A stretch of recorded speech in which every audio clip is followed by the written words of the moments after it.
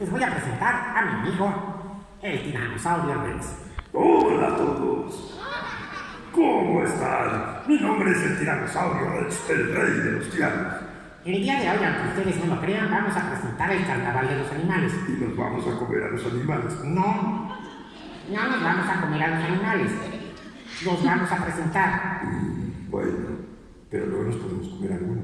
Deja de pensar en comida, Rex. Está bien, cabeza de pato. ¿Con cuál vamos a iniciar? Te va a agradar. Vamos a iniciar con el que es conocido como el rey de la selva. ¿En los leones? Así es. Corrección, no vivían en la selva. ¿Dónde vivían? En la sabana quizá, pero no vivían en la selva. Bueno, pero también son reyes como tú. Exactamente. Y ahora los pianos van a hacer los rugidos. Ay, qué miedo. Y la orquesta nos va a acompañar. O sea que el compositor quiso dibujar a los animales.